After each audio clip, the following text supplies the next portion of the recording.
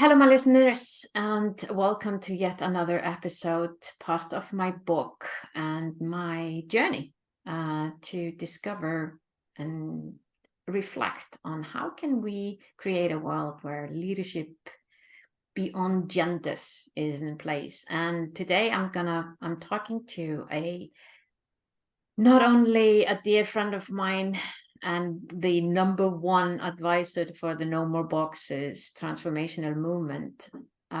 He is a renowned specialist in complex, large-scale organic organizational change. He's in leadership, he is in mindfulness, and I guess you probably, if you heard me talk about this before, yes, I'm talking about Dr. David Paul, the person that I'm always talking about because I've learned so much from him. And I want to tell you a little bit about him before we dig into the content. Now, David has an extensive experience as an educator, mentor, and coach. He has transformed the lives of leaders across the globe. With his unique blend of problem-solving abilities, people skills, and expertise in business consulting, strategy development, and change management, David empowers senior executives to navigate complex challenges with profound influence and understanding. As a respected lecturer in postgraduate management and leadership programs, David has enlightened over 26,000 MBA and PhD candidates, sharing his knowledge on complexity, change, culture, mindfulness, and leadership. His impact goes beyond the classroom as he has collaborated with organizations like the Beijing Olympic Committee and lectured at respected institutions worldwide. Now, Dr. David is pioneering approach, and his pioneering approach includes incorporating mindfulness since 1990. Now that is well before it gains the mainstream attention. He remains at the forefront of knowledge, constantly exploring the latest research in neuroscience and neuroplasticity. His passion for learning and deep understanding of people enables him to guide senior executives through significant transformations, empowering them to lead with resilience and self-awareness. The Building Resilience and Self-Awareness chapter, which really I want to go deep into our social conditionings. I am so excited to delve into Dr. David's profound wisdom. I know that his insights will inspire us to embrace what we think is complex, cultivate resilience, and harness the transformative power of change. So I welcome you to uncover the secrets to unleashing our full potential in uncertain and challenging environments, regardless of our genders. So welcome, David. Thank you, Rúna. I thought you were talking about somebody totally different hearing that introduction, but that's very gracious and kind of you. I really appreciate it. And thank you for having me today. This book wouldn't exist without you. So thank you. That's how intertwined it is. I want to start up with a big question. When you think of leadership beyond gender, what does that mean for you? That is such an exciting question because it almost makes me want to leap out of my chair and go to the year 3000. The reason I'm saying that is because we have come such a long way to 2020s. And I think we're on the verge of literally finding a space where gender no longer matters. Gender matters only because we're conditioned that way. So since birth, you're conditioned to be a girl or a boy, and then it's reinforced in schools, and then it's taught in universities, and then you're rewarded in the organizations for the way you behave. So it is part of our upbringing, our culture, our societies, no matter where you are on this planet. But if for once, if we just are able to say, I put aside my conditioning so that I can embrace my gender and other genders, then there is so much hope for our planet. Because in organizations and business, we always say, you know, it's so much better to have different perspectives. But how often do we not accept or entertain other perspectives? Being a male, you know, and this will probably offend a lot of males, but I've got an XY chromosome. I don't have a double X or a double Y. I have one of each. So I do have some feminine and masculine aspects to me because that's what my DNA says. So for me as a male to exclude any other gender means that I'm putting aside my humanity. I'm putting aside what's in my DNA. So I'm actually choosing to do that as opposed to saying I embrace gender. So beyond gender to me, and I think organizations that embrace this do it so much better. In other words, if you have, and I'm suggesting a very radical approach to this, and that is why don't we have a male and female CEO? Why don't we have a male and female managing director? Why can't we have male and female chair people? Why does it have to be one gender or the other? Because when we go down this route of combining the two, we are generally whole. We are generally whole.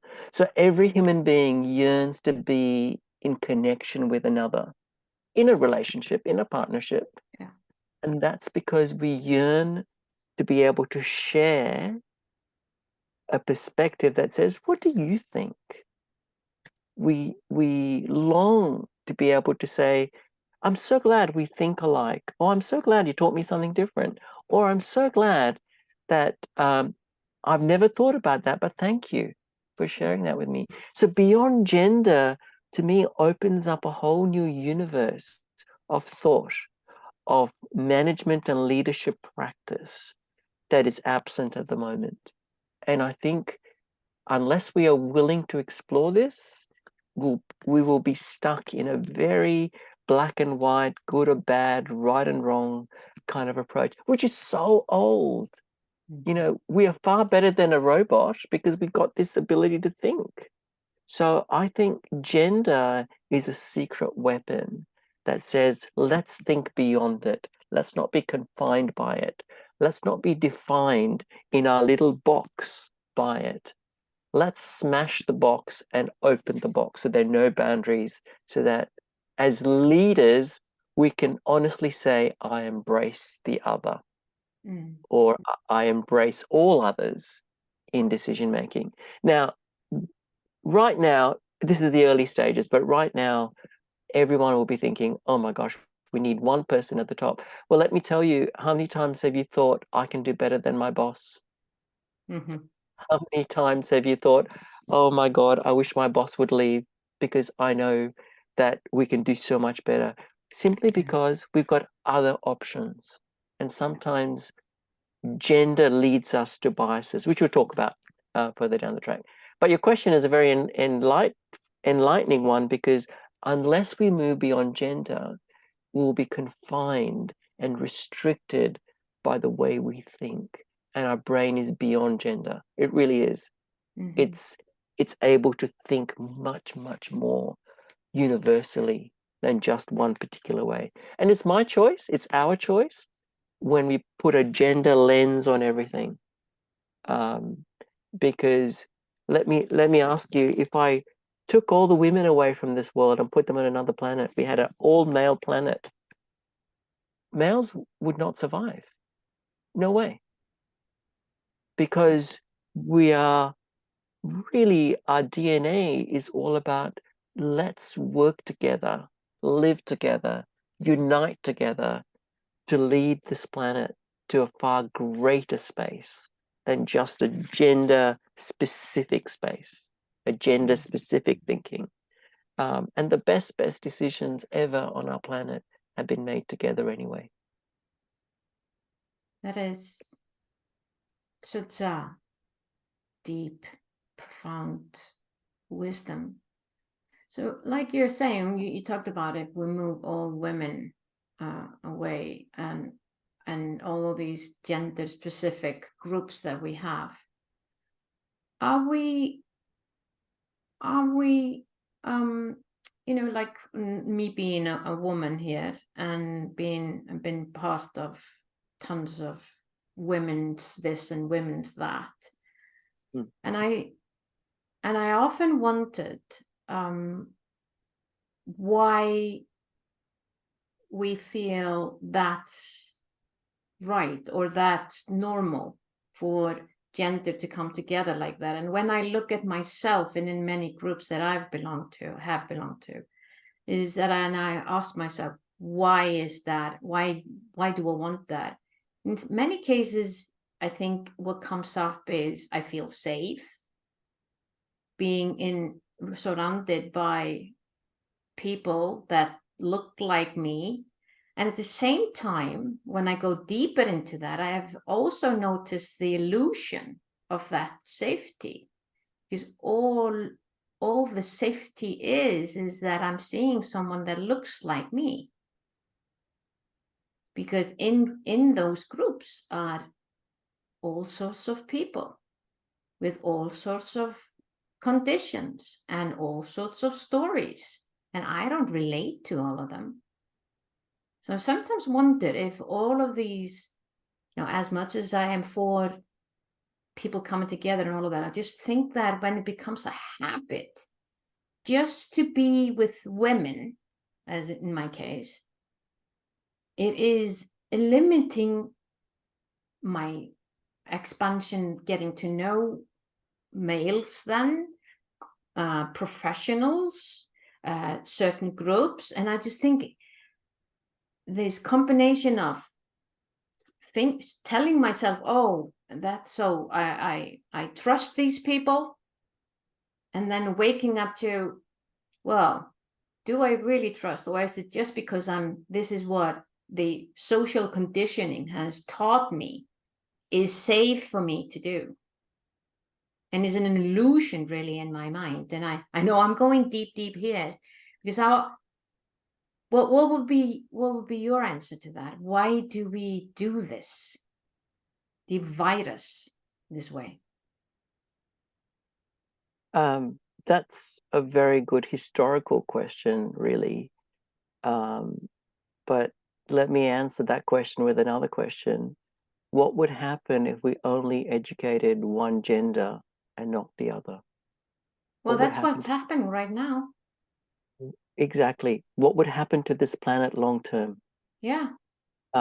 Because unless we're all educated, we will never solve the problems that our planet is facing. In fact, we will not even solve the problems that we face in our everyday lives, that we face when something doesn't work.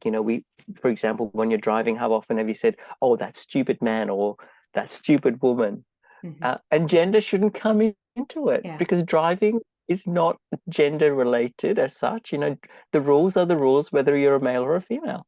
But you asked a very important question, and that is, why is this divide? Why does it exist? It's because it's our safety net. In the past, when we had a male and a female, we found that if we allocated roles, assigned roles, a male should behave this way and a female should behave this way, we kind of had control over how a population behaved.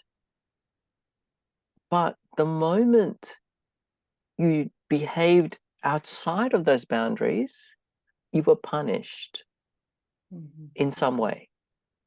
People's love, affection, respect were withdrawn from you till you conformed. And on the other side, if you disobeyed the rules of what your gender was how your gender was supposed to behave, you were corrected immediately. That's not how we do things around here, is a very common thing. But more than a control, the second thing is we fear that if we do not belong, we lose something about ourselves. So in other words, if I don't belong to what is a particular gender group, then I'm excluded. And that is one of the worst fears of any human being, is to be excluded, because every human being wants to be included. So you would have felt many times that way when you were not included in a group. You were always on the outside. Or you were ignored in a group. So you're in a group, but they look at each other, but they don't look at you. Yeah. They never ask you for what you think. So that's another way of people longing to belong, but don't know what to do when they don't belong, when they're excluded. So gender in all of these, and I'm only giving you two examples, but gender in all these different ways is a way of keeping us in our place. But the funny paradox of all of this is that we're always taught, since you're very little, you can be whatever you want to be. Yeah. What does that mean? You have to fight your gender. You have to fight all the rules. You have to Exactly. break Or that just be yourself. Don't worry, just be yourself. And you're like, what who am I? Right. Exactly. Another Exactly. thing to worry about. Yeah. Exactly. And you hit the nail on the head, because what happens if you are really you? Yeah. Imagine the Then you're fear not for going to others. be, the chances are you are going to be breaking all of these. Well, this is not what we do over here in our church or in our religion. This is how it's done. Or in our family, we have always been lawyers or whatever. Yeah. Right. So whatever you do, you're going to be facing that if you're going to be yourself. Yes, exactly. And the best part about it is when you break the rules, suddenly you realize, I wish I'd done this earlier. Yeah. I wish I'd done this sooner, because Isn't it that gives true? you a strength, a confidence, an ability to say, who the hell do you think you are? Yeah. To question what I've gone through or what I've been through to get to where I am today. And the only reason I'm here today is because we broke our rules. We broke the way that we were conditioned. And we break the rules all the time. Let me use probably, I hope it's a famous example, using the United Kingdom. The rule for many centuries was no sovereign sitting on the throne can ever be a sovereign if they marry a divorced person. Yeah. And suddenly we can change the rules, break the rules, and all of us have to accept the rule that even though for centuries we had this rule, it's okay today. Yeah. So we have a sovereign who's sitting on the British throne who has broken centuries old rule. And how is that possible? Because somebody decided it's not so bad. Yeah. It's okay. It doesn't make a big difference because everybody can live with it. And therefore, we now have a sovereign, not only is sitting on the British throne who's broken the rule, but also is still the head of a church which said for centuries we couldn't have this. No, it was impossible. It's even better. Yeah, I mean, it was seen as impossible. Impossible, exactly. Yeah. Exactly. But So now that we see that it is possible, exactly. Yeah. well, it's like, well, we just had a volcano eruption started yesterday here in Iceland, and you can see how they, the crack opens up, and it's 900 meters long. So you see, Wow. and you see all of the lava just coming out, and I always see that as I look at us as human beings with all of those conditions that are, and all these boxes that we put ourselves into, like a Russian doll, box within a box within a box. And then something happens. Like for instance, you see, hey, the sovereign in the UK are actually, they doing something that was considered to be impossible, and it's like it opens something up, and it goes out, and it creates new space for us to then live in. So I think what you just mentioned, yes, something that was considered impossible is now possible, as an example. Yeah. And did it take centuries? no, it was just like that. Exactly. Such a good example.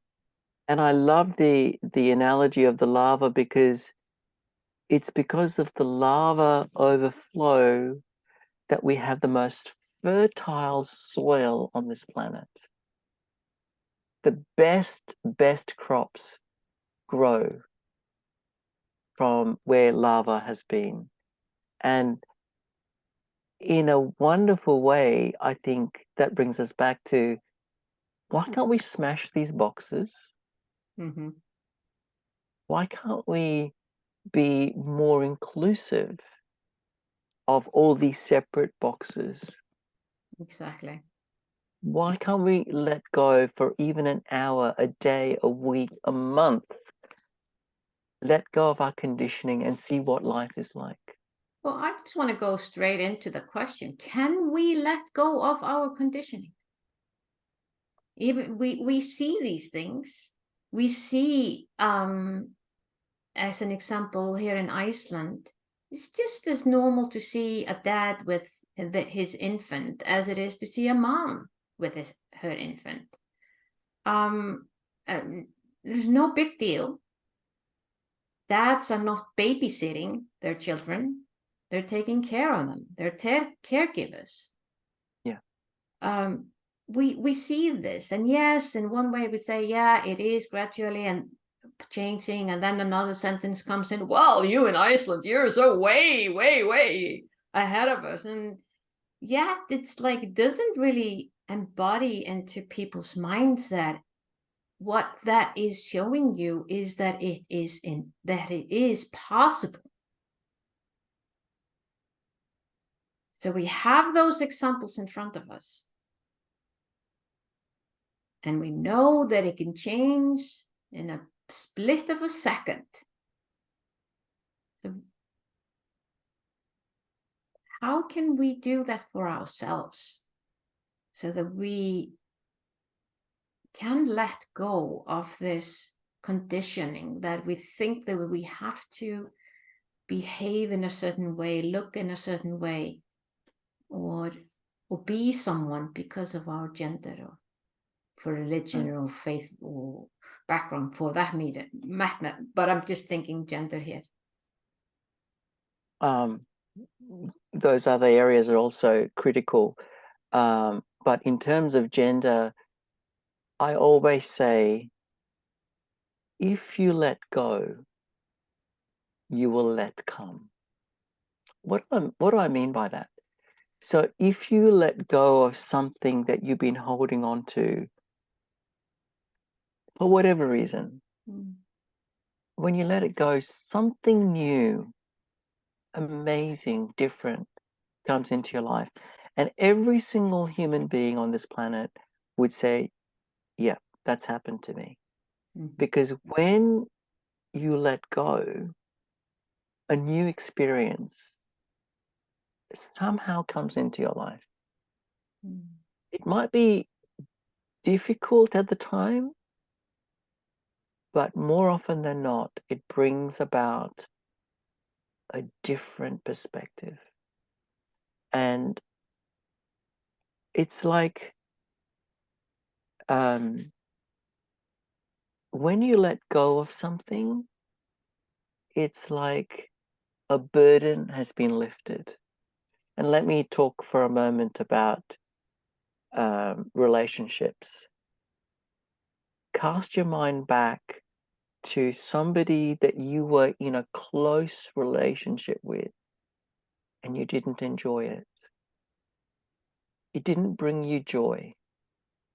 In fact, your mind was always constantly filled with, oh my gosh, do I have to spend another day, another week here? But the moment you let go of it, whether you wanted to or not, but when you let go of it, something different happened. Something new happened. And how often have you felt that I wish I'd had the courage to let go a little bit earlier? But timing, no matter what happens, timing is always perfect. And we can never choose that time. So in terms of our own gender biases, I think if we just practice for a week, I choose for this whole week to let go of my biases about gender. And I don't mean about being courteous on a bus or a train or a tram or a ferry. I mean literally embracing the thing that upsets you or frustrates you about the other gender. What would happen if you just said, that's irritating me. I wonder what it is about me that irritates me about them. So in other words, nobody can irritate you without your permission. You're allowing it to happen because your irritation is inside your head. You're just blaming something or someone else. And in this particular case, it happens to be a different gender. But what happens when you let go of it? Or even your own gender. What happens if you just let go of that for a week? See what happens. And when I say a week, the way I look at a week is, let's start something on a Monday and finish on a Monday. Or let's start on a Sunday and finish on a Sunday. But let's just say it's Wednesday and you gave into it. Well, then your 7 days starts again. So in other words, you actually haven't done it for a week. You've only done it for 3 days. So it really is tough to be able to say for 7 days consistently, I will choose to be gender neutral. Imagine what would happen. Now, a couple of amazing things happens because your brain suddenly goes, how interesting. I am learning some new things. So you're actually literally growing your brain. You're actually literally doing wonders for your brain because your brain, by definition, is there to grow. It's not there to shrink. It's not there to be in the same state that you found it 5 minutes ago, 1 year ago, 10 years ago. It's constantly wanting to learn. So that's one thing for the brain. Number two is your emotional integrity, the things that, I'm not talking about feelings, I'm talking about emotions.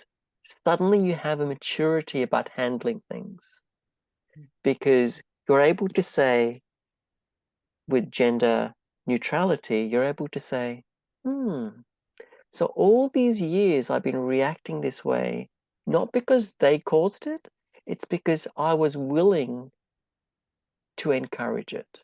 So in a way, I'm encouraging the gender intolerance because of the way I think. So it is a huge area, and we should actually spend some time talking about this another time. But it's about being a mature person, not a mature adult, but a mature person, to be able to say, wow, I see a different perspective now. I see it differently now. Because most of the time when something irritates us, we just feed it. We just give it more and more and more till we explode like the volcano. Yeah. As opposed to saying, let me understand this better. Let me understand me better. Let me understand my conditioning better. So it comes back to this whole idea of a choice.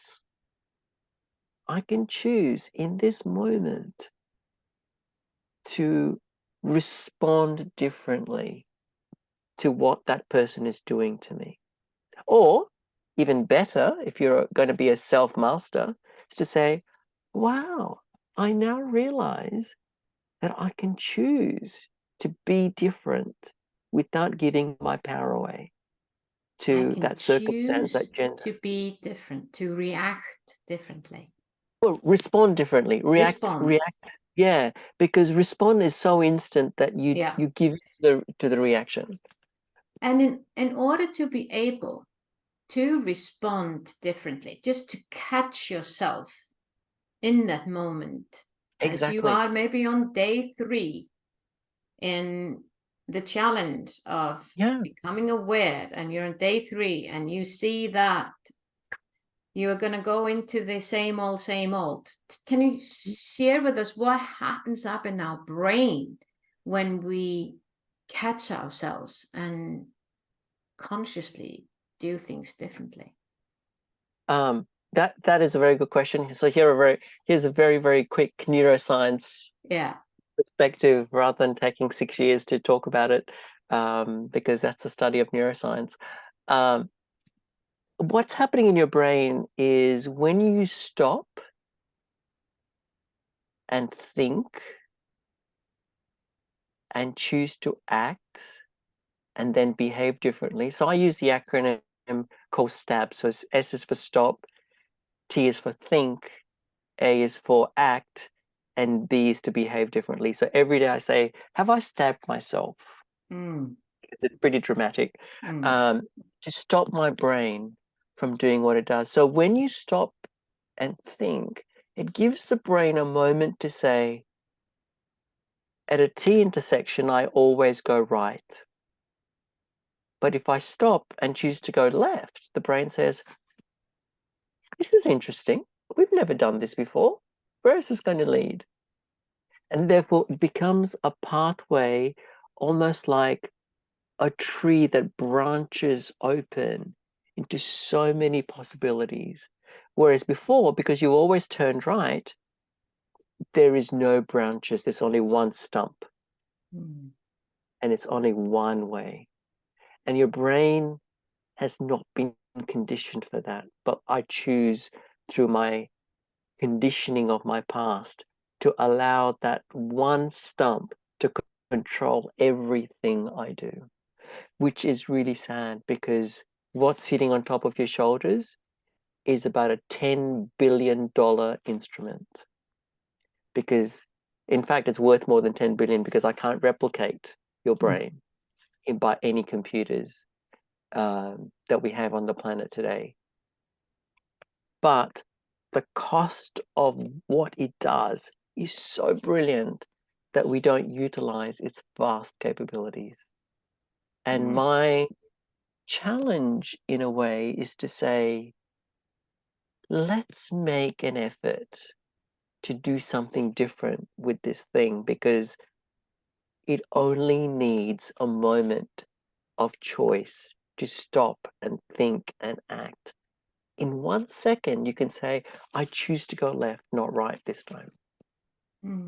So every time you come to a choice, make a different choice to what you always do. Yeah. And that's when you grow your brain. Because the brain, to me, to explain it very simply, it's like having a million light globes inside. And every time you do the same old thing, it's a very dark brain. Nothing lights up.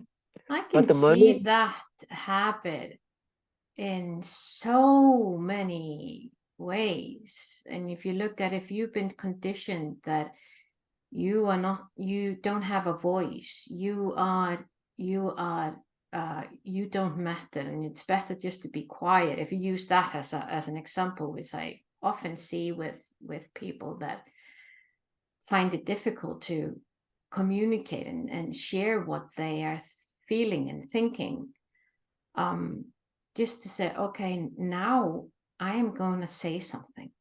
So that could be the change for them. Or you see, you've been conditioned to believe that only people with a certain education should say something, or step up in have a voice. Again, I have a voice. I'm always with a voice here, but just that you need to have something in order to be able to do something. That's the condition. Uh, let's say in your career, you need to, well, if I'm going to go up the ladder, I want to have more influence in my job. This is what I've been conditioned to believe that I have to have. But you just take that one step forward differently than what you have done all these other years, will then change your pathways and new exactly. things come out. And that is so good. That is so good. Yeah. To me, every time you face a block, a barrier, a fear, where you should speak up but don't speak up because that's what you always do. Whatever it is, if you can say, I will do it differently this time, your beautiful brain lights up like a Christmas tree. Mm-hmm. It lights up because you have done something different to what you always do. So what you said was perfect, because sometimes you might just have to say something like this. I don't normally speak, Mm-hmm. but I want to say this. Give me 30 seconds or 1 minute, but whatever it is, just listen to me. And I just want to put forward another perspective. And then don't worry about what that person says. Don't worry about how they see you. The Mm-hmm. fact is, you have done something different to what you always do. Yeah. And don't be worried about the outcome, because you're not there to change the outcome. You're there to make a suggestion. You're there to make a valid argument that might be something different to what that person or the team or the group or the committee or the meeting is deciding. But at least you've had the courage to say it. Mm-hmm. And to me, that is the first step towards lighting up this beautiful brain that you have. And if you want to go forwards from that, it requires a different approach. But at least to me, start with, let's remove the boundaries of the box, which I've always been used to. Mm-hmm. Exactly. And actually, in my case, it was absolutely the opposite. Born and raised in a family that everyone has, you're supposed to have an opinion. You're supposed to raise your voice. You're supposed to bring that to the table. And it was a fight. Who can speak? For me, the learning point has been, I don't have to speak all the time. Yeah. The learning That's point for me yeah, has been right the opposite. yeah, My biggest learning points have been exactly when I managed to shut down everything that I want to say and go into this place of, I'm just going to listen here. yeah, And when I feel that the voice is coming up and, oh, you really have to raise something about that, But my thing has been, nah, don't have to. I'm just going to listen. There is something happening here. There's something happening. Yeah. So our conditioning can be in so many different levels, aren't they? But it's And the nice possible to thing about change. what you've just said is you've actually chosen a different path to what is normal to your family. So in other words, instead of turning right, you've decided to turn left. Yeah. And that Sometimes. yeah, sometimes. But at least Yeah. you've made a choice. Yeah. Because you could have been part of the to be heard kind of thing. Yeah. You know, you could be shouting as well to be able to be heard and go, but my opinion is. Yeah, So exactly. yeah. Going to that, because what you're saying, David, is mindfulness, self-awareness, and mindfulness. Can you share with me, because in my introduction I talked about you incorporated mindfulness into your life back in the 1990s, when it was way before it became a common thing, common practice. You were probably part of the woo-woo people at the time. Which is one way of seeing how things have changed. But can you share with us, how did that come your way, and what, maybe if you can share even strategies, you already done some, but how we can incorporate more of that into our day-to-day lives. But tell me first the story. How did that come into your life back in the 1990s?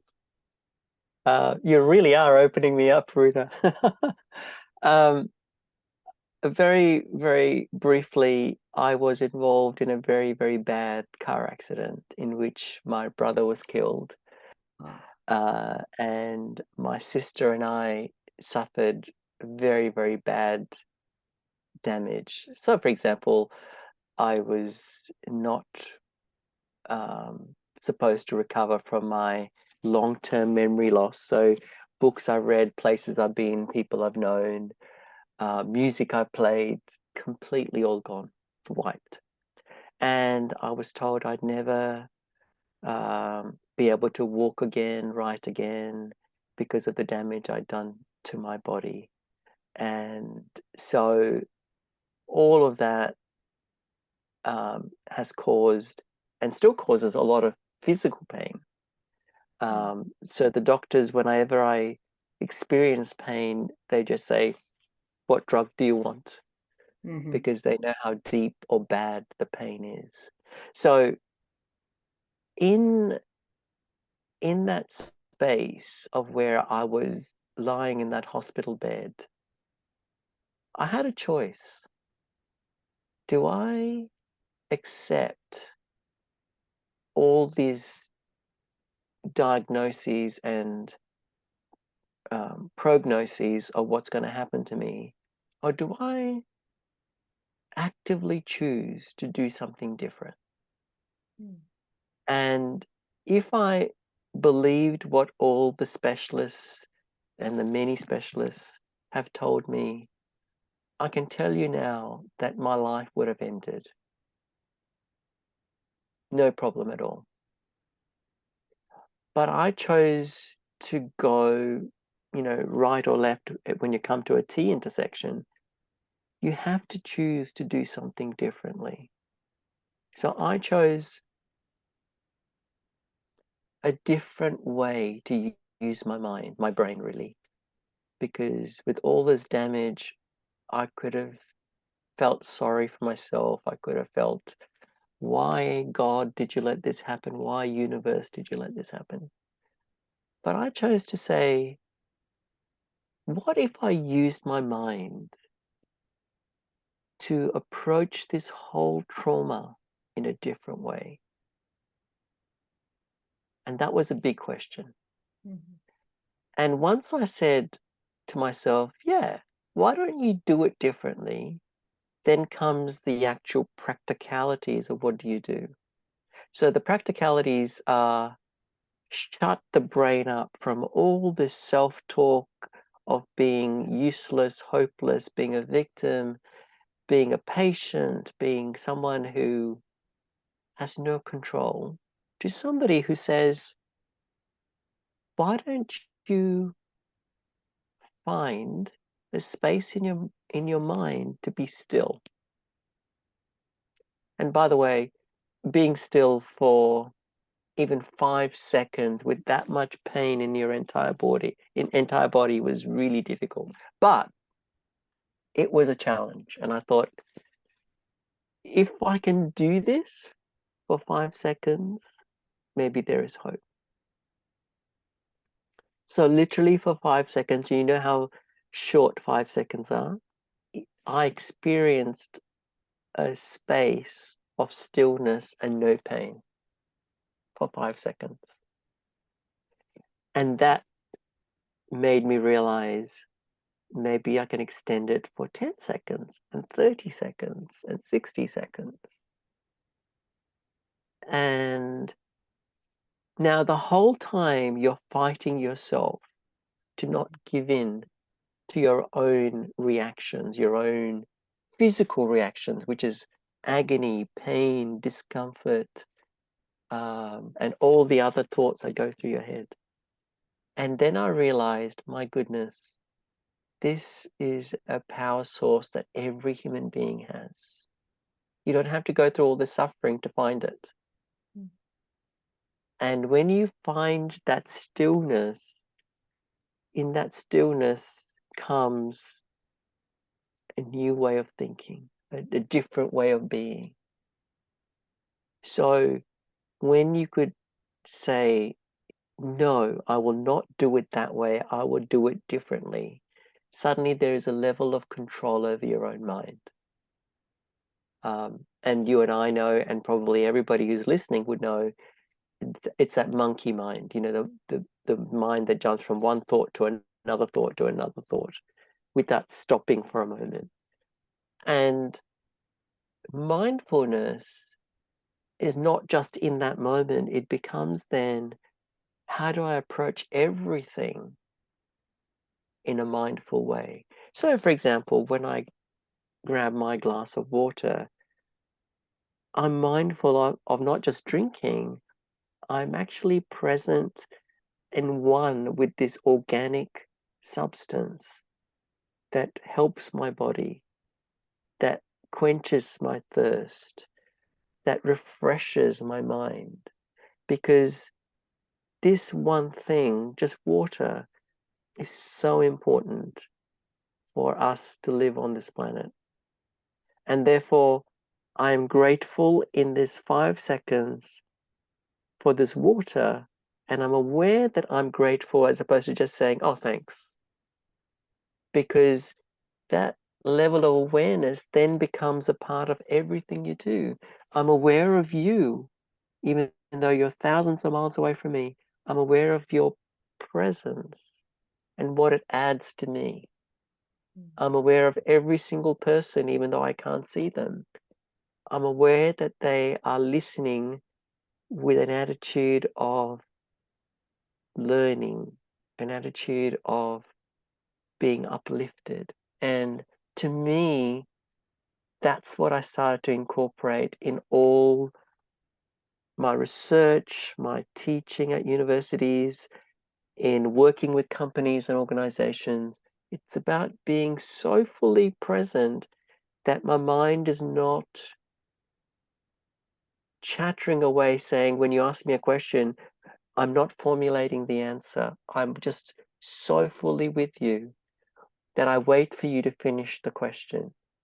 Whereas most of the time, I have to fight my brain and say, you know, as soon as you ask the question, my mind is already halfway through the answer.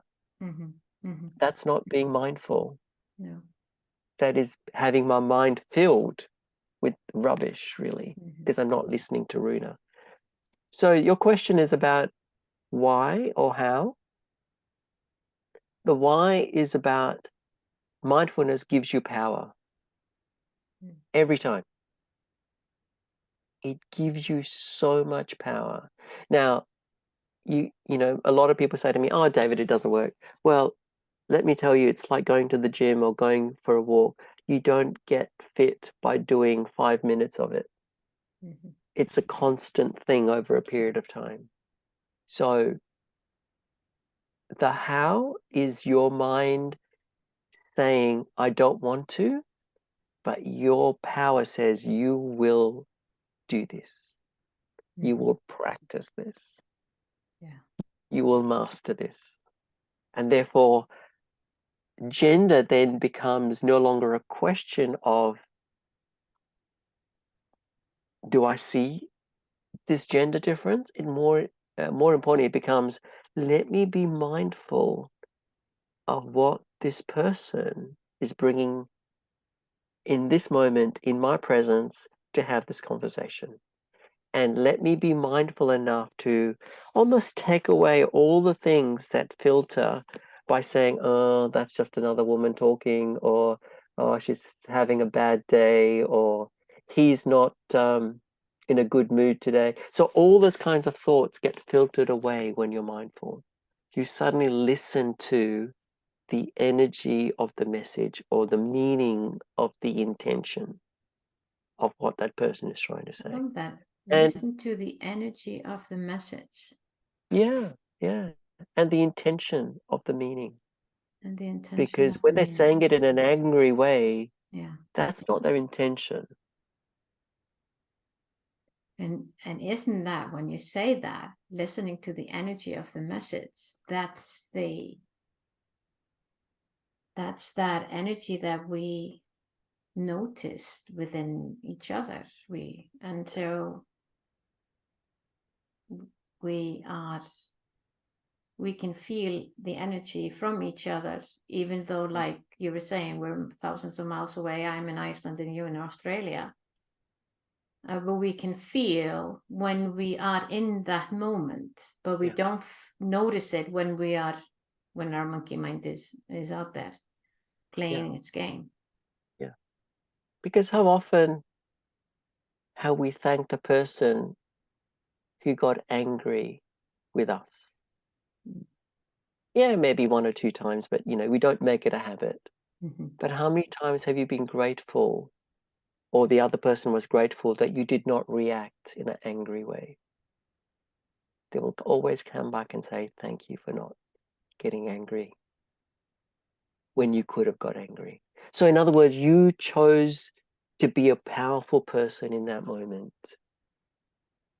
to be the best self. So that's when, to me, every person could easily be this, but it's a choice, and it's literally less than 1/25th of a second, actually 1/32nd of a second.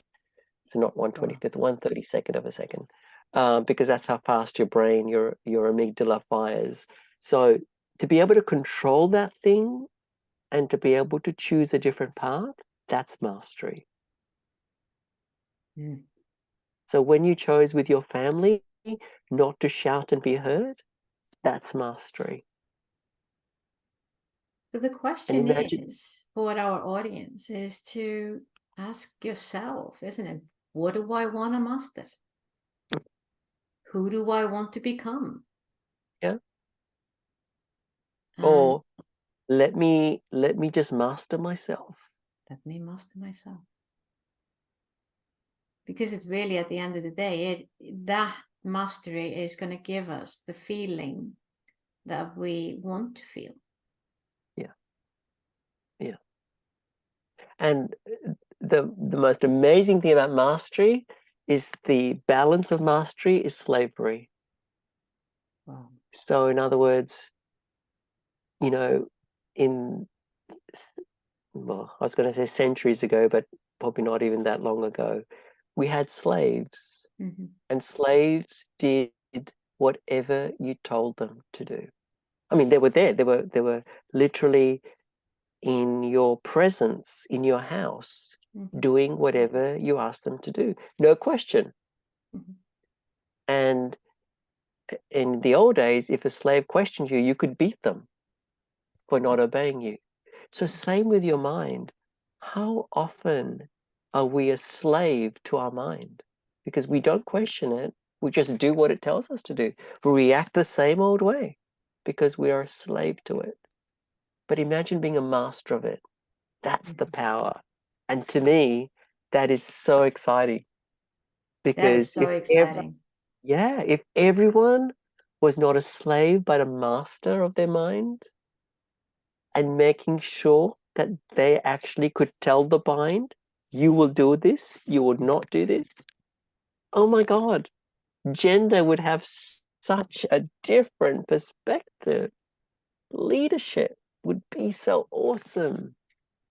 We could solve the problems of this planet, not even in 10 years.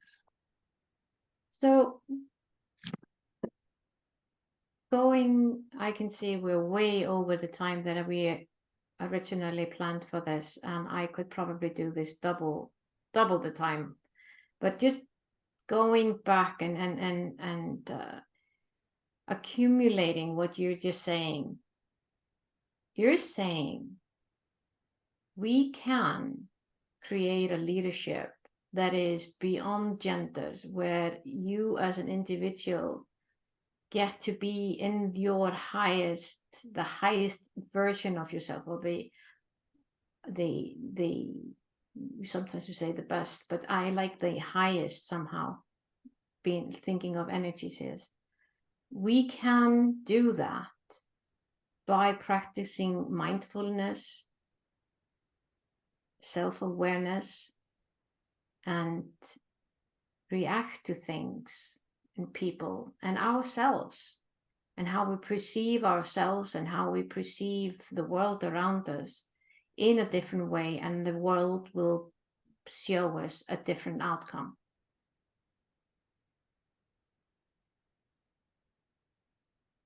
Did I get it right? Beautiful summary. Beautiful summary. And I can assure you, whether you want it or not, when you do these things that you've just said, people around you will notice what's called presence. Not your words, not your actions, but your presence. And your presence, they'll want to know, what's different about you today? And they'll want to be in your presence without you having to say anything, because you bring this higher level of beingness, human beingness. You will bring a higher level of you, your special highest energy into this place. And every place you go, people will feel you. And those who have courage will say, I want to have what you're having, to quote When Harry Met Sally movie. Yeah. Because that is what I want to feel as well. So what you've just summarized develops your presence, and presence always gives you power. And that's the key about presence. And this power is invisible, but always, a bit like the wind, it's invisible, but it's always felt wherever you go. And sometimes that power it can shift things, and other times it just brings pure calmness. And people will feel it. And to me, that is so exciting about reaching for your very highest self. As you said, not your best self, but your very highest self. Thank you, David, for giving us hope that the world doesn't have to look like it looks like. We can change it. Just like that, with a thought. And it starts with me. It starts with us. Yeah. And it starts with the person that we're next going to talk to. Our next conversation. And be mindful. The next conversation could be the conversation you have with yourself. Yeah. And And one of the things I want to say is fear always takes away your power.